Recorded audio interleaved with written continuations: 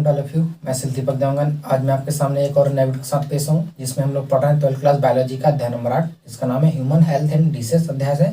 आज का जो हमारा टॉपिक है इस अध्याय के अंतर्गत 17वां नंबर का वीडियो रहेगा जिसमें आज हम लोग पढ़ेंगे एंटीजन के बारे में। आज हम लोग पूरा डिटेल स्टडी इसमें करेंगे कि एंटीजन क्या होता है, इसका ये जो है कितने प्रकार के होते हैं, किस तरह से इसको जो है डिवाइड किया जाता है, ये क्या रोल करते हैं हमारे इम्यून सिस्टम में, इसके बारे में आज हम लोग पूरा डिटेल में इसमें देखेंगे। अभी तक आपको कंफ्यूजन होगा एंटीजन, एंटीबॉडी और पैथोजन, तो आज जो इस वीडियो के अंतर्गत आप इन तीनों चीज़ों पे जो आपका कंफ्यूजन है उसको आप पूरी तरह से दूर इसमें करने वाले हैं कि ये एंटीजन, पैथोजन और एंटीबॉडी, ये तीनों चीज़ में आपको डिफरेंस आपको पता हो जाएगा और एक बार में आपके दिमाग में सीधा से घुसने वाला है। तो शुरू करते हैं आज का हमारा टॉपिक जिसका नाम है एंटीजन। ठीक है, तो इसको हमने पहले तोड़कर इसमें से इसका नाम को हमने डिवाइड किया है कि एंटीजन मतलब ये क्या होगा। तो यहाँ पर हमने लिखा है एंटीजन। ठीक है, तो एंटीजन का अर्थ होता है, एंटी का अर्थ होता है एंटीबॉडीज होता है, और जेन GEN का अर्थ होता है जनरेटिंग सब्सटेंस। ठीक है, जनरेटिंग सब्सटेंस मतलब एक इसका अर्थ है GEN का, और ये जो है आपका ANT। ठीक है, एंटी का अर्थ होता है एंटीबॉडी, और जेन का अर्थ होता है जनरेटिंग सब्सटेंस मतलब ऐसा कोई पदार्थ है, ऐसा कोई मटेरियल हमारे बॉडी के अंदर जो कि क्या करेगा, एंटीबॉडी जो है जनरेट करेंगे। क्या करेगा वो, एंटीबॉडी जनरेट करने वाले जो होते हैं उसको बोलते हैं एंटीजन कहते हैं। ठीक है, क्या बोला मैंने अभी, ऐसा कोई मटेरियल जो कि एंटीबॉडी का निर्माण करेगा या एंटीबॉडी जनरेट करते हैं, एंटीजन कहलाते हैं। ठीक है, ये हो गया। अब एंटीबॉडी क्या होता है, तो एंटीबॉडी जो कि हमको रोगों से लड़ने में, या जो हमारा पैथोजन होता है तो पैथोजन को जो है किल करने वाला जो सब्सटेंस होता है उसको बोलते हैं एंटीबॉडी। ठीक है, जो हमारा जैसे कि ये पैथोजन है, ये जो पैथोजन है इसको क्या करने वाला होगा, किल करने वाला होगा, इसको मारने वाला जो रहेगा वो कहलाएगा हमारे में क्या, एंटीबॉडी। और ये हमारा पैथोजन, तो पैथोजन का अर्थ होता है जो हमारे बॉडी में रोगों को फैलाते हैं या स्प्रेड करते हैं, वो कहलाएगा हमारे में क्या, पैथोजन जो है इसमें वो कहलाएंगे। ठीक है, पैथोजन या हिंदी में इसको बोलते हैं रोगाणु के नाम से जानते हैं, जो कि रोगों को फैलाने वाले होते हैं इसलिए बोलते हैं इसको रोगाणु। ठीक है, अब देखते हैं रोगाणु में ही हमारा क्या पाया जाता है, यही एंटीजन जो है पाया जाता है। क्या पाया जाता है, यही एंटीजन जो है इस रोगाणु या इस पैथोजन में जो है वो पाया जाता है। तो क्या पूरा का पूरा जो हमारा पैथोजन है वो क्या होगा, एंटीजन होगा? नहीं होगा। ठीक है, पूरा का पूरा जो हमारा पैथोजन है वो एंटीजन, अर्थात इसमें कुछ ऐसे पार्ट होते हैं, एंटीजन बोल रहा हूँ इसका मतलब ये नहीं कि पैथोजन हमारा एंटीजन है। ठीक है, कि पैथोजन में कुछ एक ऐसा स्पेशल पार्ट होता है जिसके द्वारा क्या होता है, वो एंटीजेनिक जो है कंपोनेंट रखता है। ठीक है, ऐसा कोई पार्ट मतलब ये जो पूरा पैथोजन है, पैथोजन में कोई एक अलग अलग कोई स्पेशल जगह पर कुछ साइट्स होते हैं जहां पर के जो सेल्स होते हैं उसके वही केवल एंटीबॉडी को निर्माण करता है या वही एंटीजन जो है वो रहता है। ठीक है, जैसे कि हमारा पूरा पैथोजन है, तो इस पैथोजन में मैंने जो रेड कलर से आपको ऐसा शो किया हूं, ये हमारा क्या है, एंटीजेनिक कंपोनेंट है। ठीक है, क्या है, एंटीजेनिक कंपोनेंट, अर्थात ये जो पूरा पैथोजन है इस पूरे पैथोजन में से यही एक एरिया है जिसके द्वारा क्या बनेगा, एंटीबॉडी निर्माण को जो है स्टिमुलेशन मिलेगा या यही सो बनेगा। तो ये क्या होगा, एंटीजन होगा। तो यही हमारा क्या होगा, एंटीजन होगा। ठीक है, या एंटीजन होगा या एंटीजेनिक कंपोनेंट कहते हैं, जिसके द्वारा क्या बनाएगा, ये बनाएगा हमारे में एंटीबॉडी का इसमें फॉर्मेशन वो करेगा। ठीक है, किसके द्वारा होगा, यही एंटीजेनिक जो है कंपोनेंट के द्वारा वो होता है। ठीक है, तो पैथोजन के कोई स्पेशल जगह पर जो है कुछ साइट्स पाए जाते हैं जिसके द्वारा हमें क्या बनता है, एंटीबॉडी बनता है, और जो एंटीबॉडी बनाने वाला जो रहता है उसको बोलते हैं एंटीजन। ठीक है, तो और यहाँ पर भी देखिए, यहाँ पर भी एक साइड है जो कि क्या है, ये एंटीजेनिक आपका कंपोनेंट है जो कि एंटीबॉडी बनाएगा। ठीक है, किसके विरुद्ध, इस पैथोजन के विरुद्ध जो है वो बनाएगा। ठीक है, अलग अलग पैथोजन के लिए अलग अलग एंटीबॉडीज का निर्माण इसमें होता है, तभी उसके लिए वो क्या होगा, रिस्पॉन्सिबल होगा, मतलब उसको जो है मिटाने के लिए रिस्पॉन्सिबल होगा। तो इसीलिए अलग अलग पैथोजन के लिए अलग अलग एंटीबॉडीज यहाँ पर बनता है। तो ये जो हमारा पैथोजन है, तो पैथोजन के अलग अलग साइट पर यहाँ पर भी हो सकता है, इसी पर ही होना ऐसा नहीं, यहाँ पर भी कुछ इस तरह से पाए जा सकते हैं। तो ये भी हमारा कैसा होगा, एंटीजन होगा जो कि क्या करेगा, यहाँ से एंटीबॉडी का निर्माण करेगा। मतलब एंटीजेनिक कंपोनेंट यानी कि एंटीबॉडी बनाने के लिए इसके पास कुछ ना कुछ मटेरियल होगा जिसके द्वारा वो एंटीजन यहाँ से वो बनेगा। ठीक है, तो हमने भी देखे क्या, एंटीबॉडी जनरेटिंग सब्सटेंस को बोलते हैं एंटीजन। ठीक है, तो तीनों चीजों आपका क्लियर हो गया। एक हमारा पैथोजन, एंटीजन और एंटीबॉडी। एंटीजन का अर्थ होता है जो कि एंटीबॉडी का प्रोड्यूसन करे, एंटीबॉडी को बनाने में हेल्प करे। और उसी तरह से एंटीबॉडी क्या होता है कि जो आपका पैथोजन है उससे साथ बाइंड होकर उसको किल करने का काम करेगा। पैथोजन का मतलब होता है जो कि रोगों को फैलाने का काम है जो है वो करते हैं, तो एक दूसरे से रिलेटेड होते हैं। जब तक कोई पैथोजन हमारे बॉडी में इंटर नहीं होगा वहां से एंटीजेनिक कंपोनेंट से हमारा एंटीबॉडी का निर्माण होगा और वहीं से उसको तीनों में इंटरेक्शन होने के कारण जो है वो अपना काम को करते हैं। ठीक है, तो सबसे पहले पैथोजन हमारे बॉडी में इंटर करेगा। पैथोजन ने हमारे बॉडी में इंटर कर लिया। अब इंटर होने के बाद वहीं से क्या बनाएगा, एंटीजन एक जो कंपोनेंट है वहां से एंटीबॉडी बनेगा और उस रोग संपूर्ण निदान देखने को मिलता है। अब देखते हैं उसके बाद टाइप्स ऑफ एंटीजन कि एंटीजन हमारे पास जो है वो कितने टाइप्स के देखने को हमको मिलेगा। तो ये जो एंटीजन होते हैं वो हमको दो टाइप्स के देखने को मिलता है। पहला हमारे पास होता है कंप्लीट एंटीजन और दूसरा होता है आपका हैप्टेन एंटीजन या इसी को बोलते हैं इनकम्प्लीट कंप्लीट एंटीजन। ठीक है, दो टाइप्स के हमारे पास एंटीजन होता है। पहला होता है कंप्लीट एंटीजन और दूसरा होता है हैप्टेन या इनकम्प्लीट एंटीजन के नाम से इसको जाना जाता है। ठीक है, अब कंप्लीट एंटीजन का अर्थ क्या होगा, जिसमें एंटीबॉडी बनाने के लिए जो है स्टिमुलेशन मिलेगा। तो कैसा स्टिमुलेशन मिलेगा अभी इसको अब इसमें देखेंगे। तो देखते हैं यहाँ पर हमने लिखे कंप्लीट एंटीजन। तो कंप्लीट एंटीजन क्या होता है तो इसको देखते हैं।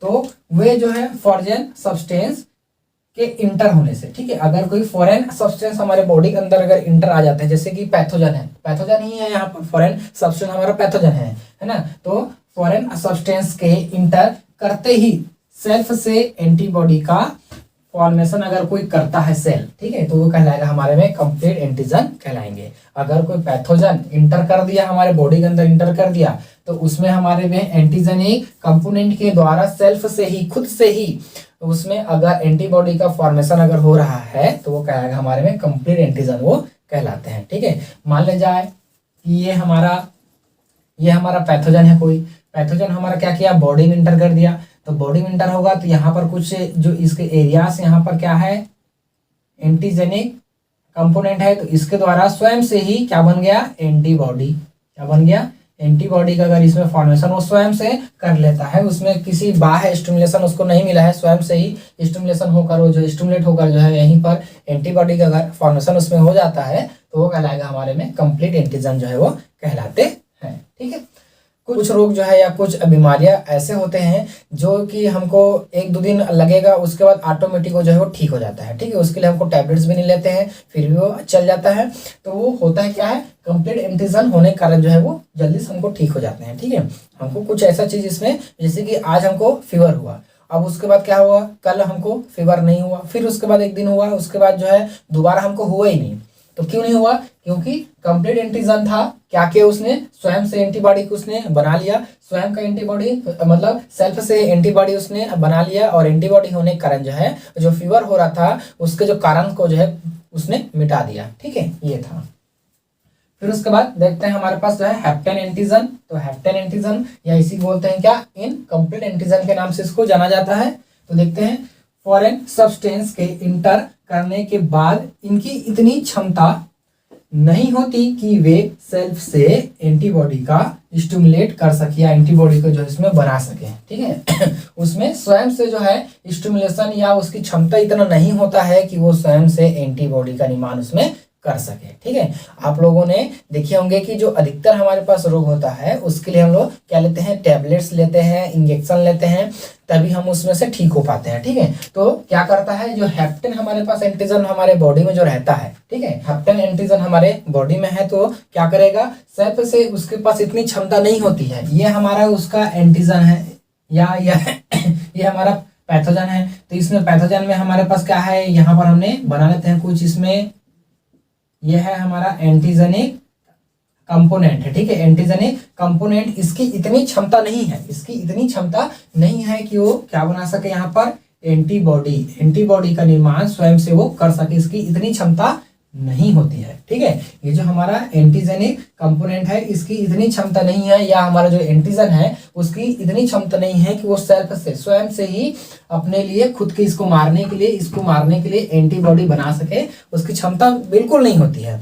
जिसके कारण से क्या होगा, हमको इसको बाह्य रूप से इसको जो है स्टिमुलेशन देना पड़ता है, या बाह्य रूप से इसको जो है कुछ ऐसे चीज देने की आवश्यकता होती है जिससे इससे एंटीबॉडी का निर्माण जो है इस एंटीजेनिक सब्सटेंस या कंपोनेंट से जो है एंटीबॉडी बन सके, इसको देना पड़ता है, ठीक है। क्या कहा मैंने, इसके पास इतनी क्षमता नहीं होती कि वो एंटीबॉडी बना सके, लेकिन इसको अगर बाह्य रूप से उद्दीपन या स्टिमुलेशन दिया जाए जिससे ये एंटीबॉडी का निर्माण कर सके, यही कहलाता है हमारे क्या, आपका हैप्टेन एंटीजन जो है इसमें कहलाते हैं, ठीक है। तो हैप्टेन एंटीजन के लिए हम इसको कुछ चीज इसके साथ बाइंड होगा, पर जब ये बाइंड होंगे तभी इसमें जो है वो होता है। लेकिन एक ऐसा होता है, लेकिन ये आपका इम्यूनोजेनिक होता है, लेकिन कैसा होता है, ये इम्यूनोजेनिक होता है, और लेकिन इसमें जो है आपका इम्यून सिस्टम को जो है इंड्यूस करता है, इम्यून सिस्टम को इंड्यूस करेगा, मतलब उसको इन्फॉर्मेशन देगा, थोड़ा सा उत्प्रेरित वो करेगा, इंड्यूस हो जो है वो करता है इम्यून सिस्टम को कि इसमें कुछ ना कुछ हमको बीमारी या रोग इसमें हमको लग रहा है या हो रहे हैं, ठीक है। तो इसके लिए क्या करेंगे, हैप्टेन को जो है एक्टिव करना है, जिसके द्वारा एंटीबॉडी का प्रोड्यूसन हो सके या फॉर्मेशन हो सके। तो उसके लिए हमारे पास होता है कैरियर प्रोटीन, क्या होता है, कैरियर प्रोटीन। तो हैप्टेन के साथ जब वो कैरियर प्रोटीन जब दोनों बाइंड हो जाते हैं तब कैसा हो जाएगा, हमारे पास कंप्लीट एंटीजन में जो है वो बदल जाता है। जैसे कि हमने यहाँ पर लिए हैं, ये हमारा हैप्टेन है, ये हमारा हैप्टेन है, तो इस हैप्टेन के साथ ये जो हमारा कैरियर प्रोटीन है ये बाइंड हुआ है, तो बाइंड होने के कारण जो है ये क्या हो जाएगा, ये बन जाएंगे हमारे पास कंप्लीट एंटीजन के रूप में हमको देखने को मिलेगा, जिससे हमको जो है वो क्या मिलेगा, यहाँ से एंटीबॉडी जो है बनेगा, यहाँ से एंटीबॉडी वो बनेगा और हम उस रोग से हमको निदान देखने को मिलेगा, ठीक है। अब उसके बाद देखते हैं इसके आगे और क्या हमारे पास है। चलिए अब उसके बाद इसमें देखते हैं कि हमारे पास जो हैप्टेन था, तो हैप्टेन में जो है वो कितने प्रकार के वो हैप्टेन होते हैं उसके बारे में इसमें देखते हैं, हैप्टेन एंटीजन के बारे में। तो हैप्टेन एंटीजन जो है हमारे पास दो प्रकार से देखने को मिलेगा, पहला मिलेगा आपका सिंपल हैप्टेन एंटीजन और दूसरा मिलेगा हमारे पास कॉम्प्लेक्स हैप्टेन एंटीजन के नाम से, लेकिन दो एंटीजन हमको देखने को इसमें मिलता है उसका, ठीक है। तो देख लेते हैं हमारे पास जो है सिंपल हैप्टेन एंटीजन के बारे में। तो बोलता है ऐसा एंटीजन जो अपनी स्पेसिफिक एंटीबॉडी के साथ बाइंड होने के बाद प्रेसिपिटेट नहीं बनाते, ठीक है, प्रेसिपिटेट नहीं बनाते हैं, इनको बोलते हैं हमारे पास सिंपल हैप्टेन एंटीजन के नाम से जाना जाता है। क्या बोला मैंने, ऐसे एंटीजन जो अपनी स्पेसिफिक एंटीबॉडी के साथ, जो अपने स्पेसिफिक एंटीबॉडी के साथ जब वो बाइंड होगा, जब वो बाइंड होंगे तब उसमें प्रेसिपिटेट का फॉर्मेशन नहीं होगा। जैसे कि मान लेते हैं ये हमारा कोई एंटीजन है, ये उसका क्या बना गया, यहाँ पर थोड़ा सा हमने बना लेते हैं, ये उसका एपिटोप है, ये उसका एपिटोप है, ठीक है। फिर उसके बाद क्या होगा, इसके लिए क्या चाहिए हमारे पास, पैराटोप चाहिए, तो मतलब ये हमारा क्या बनेगा, एंटीबॉडी कुछ इस तरह से रहता है, एंटीबॉडी ऐसा, ठीक है, ये हमारा कुछ ये एंटीबॉडी हो गया, ऐसा कुछ रहता है एंटीबॉडी, ये हमारा ये एंटीबॉडी है। तो एंटीबॉडी में क्या रहेगा, यहाँ पर जो है वो इसी के साथ जो है एंटीजन बाइंडिंग साइड यहाँ पर रहेगा, जिसको बोलते हैं हमारा क्या है, पैराटोप, और ये हमारा एपिटोप, ठीक है। तो इसके साथ जब वो जुड़ेगा तो कुछ इस तरह से यहाँ पर क्या होगा, ऐसा कुछ इस तरह से इसमें जो है वो जुड़ेगा, तो इसको हमने जोड़ देते हैं ऐसा, इसको ऐसा जोड़ेंगे तो ये कुछ इस तरह से इसमें वो ऐसा जुड़ेगा ऐसा, ठीक है। तो ये बन गया हमारे, ये बन गया हमारे कुछ इस तरह से, और इधर एक और इधर, और ये बन गया ऐसा, ये बन गया कुछ इस तरह से हमारे पास ऐसा, ये हमारे पास आ गया, तो कुछ इस तरह से इसमें जोड़ गया, तो ये बन गया हमारा क्या है, एंटीबॉडी, ये हमारा एंटीबॉडी है, और ये हमारा क्या है, एंटीजन है। एंटीजन मतलब इसमें एंटीजन प्रॉपर्टी यहाँ पर है, एंटीजेनिक प्रॉपर्टी, और ये हमारा क्या है, पैथोजन, पैथोजन के साथ ही जुड़ा है उसके, ठीक है। तो ये है उसका क्या है, इपिटोप, इपिटोप, और ये जो उसको इसके साथ जो जुड़ा हुआ है यहाँ पर, तो ये जो है इसका जो साइड है यहाँ पर, इसको बोलते हैं हमारे पास जो है वो पैराटोप, पैराटोप, ठीक है, इपिटोप और पैराटोप। तो इपिटोप यहाँ पर आकर क्या हो गया, पैराटोप के साथ जो है इसमें बाइंडिंग वो इसमें हुआ है, ठीक है। तो अब इसमें क्या बनेगा, ये दोनों जब इसमें बाइंडिंग होते हैं, यहाँ पर दोनों जब इसमें बाइंडिंग हो रहा है तो इसमें जो है प्रेसिपिटेट का फॉर्मेशन इसमें नहीं होता या प्रेसिपिटेट जो है वो नहीं बनते हैं। ठीक है, अब थोड़ा सा समझ लेते हैं कि प्रेसिपिटेट क्या होता है। तो देखते हैं यहाँ पर सोल्यूबल एंटीजन। ठीक है, सोल्यूबल एंटीजन अर्थात ये है कोई इलेक्ट्रोलाइटिक अगर विलियन हमारे पास है, इलेक्ट्रोलाइटिक विलियन, जैसे कि यहाँ पर NaCl का विलियन है तो NaCl में इलेक्ट्रोलाइटिक जो विलियन है उसमें हमारा एंटीजन घुला हुआ है, एंटीजन इसमें घुला हुआ है। ठीक है, ये हमारा एंटीजन इसमें घुला हुआ है, तो इसके साथ अगर एंटीबॉडी बाइंड कर जाता है, एंटीबॉडी क्या कर देगा, बाइंड कर जाता है, तो वो क्या हो जाएंगे, बाइंड होने के बाद अगर वो तली पर बैठ जाता है, अगर वो तली पर बैठ जाता है तो इस अभिक्रिया को बोलते हैं प्रेसिपिटेशन की अभिक्रिया कहते हैं। ये दोनों जब इसमें बाइंड होने के बाद ये अगर यहाँ पर आकर, जैसे मैं इसको थोड़ा सा बनाता हूँ दूसरे कलर में, यहाँ पर आकर कुछ इस तरह से यहाँ पर बैठ जाता है आकर, यही ये जो दोनों है मतलब ये क्या, सोल्यूबल एंटीजन और आपका एंटीबॉडी बाइंड होने के बाद जो है तली पर अगर यहाँ पर बैठ जाता है तो इसको बोलते हैं हमारे में प्रेसिपिटेशन की प्रक्रिया या प्रेसिपिटेट कहते हैं। ठीक है, समझ आ गया आपको। अगर कोई इलेक्ट्रोलाइटिक विलियन है, इलेक्ट्रोलाइटिक विलियन जैसे हमने NaCl के लिए है, KCl का भी हो सकता है, तो NaCl का विलियन में जो है हमारे पास क्या है, सोल्यूबल एंटीजन है, सोल्यूबल रूप में एंटीजन है, इसके साथ NaCl के साथ अगर इसमें कोई एंटीबॉडी आने के बाद दोनों के बीच बॉन्डिंग हो जाता है, किसके बीच जो होगा आपका एंटीजन और एंटीबॉडी के बीच अगर बॉन्डिंग होता है, कैसा बॉन्डिंग होगा, इपीटोप और पैराटोप के बीच अगर उसमें बॉन्डिंग अगर हो रहा है, तो अगर वो दोनों एक दूसरे के बाइंड होने के बाद अगर यहाँ पर नीचे पर तली पर अगर वो बैठ जाता है तो इसको बोलते हैं प्रेसिपिटेशन या प्रेसिपिटेट की प्रक्रिया कहते हैं। ठीक है, तो सिंपल आपका हेप्टेन एंटीजन में आपका प्रेसिपिटेट का फॉर्मेशन इसमें नहीं होता है, ऐसा इसमें बोलते हैं।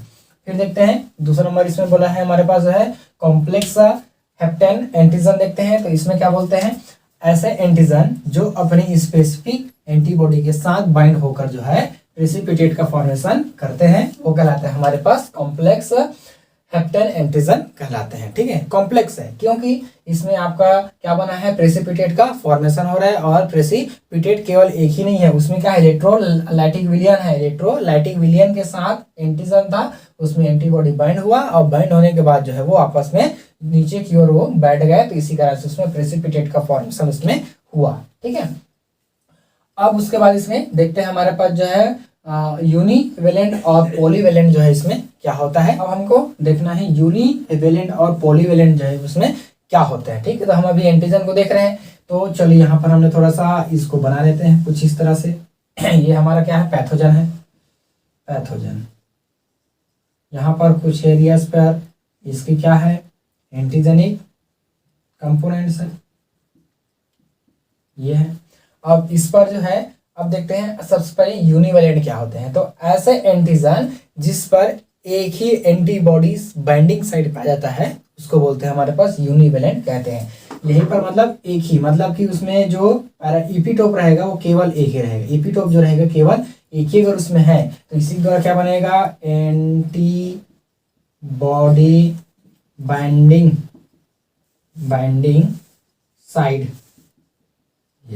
ठीक है, तो यही हमारा क्या होगा, केवल एक ही एंटीबॉडी बाइंडिंग साइड है, तो इसको बोलते हैं हमारे में यूनिवेलेंट के नाम से जानते हैं। या ऐसा एंटीजन जिसके ऊपर पर एक ही एंटीबॉडी बाइंडिंग साइट पाया जाता है या प्रेजेंट होता है तो उसको बोलते हैं यूनिवेलेंट के नाम से इसको जानते हैं।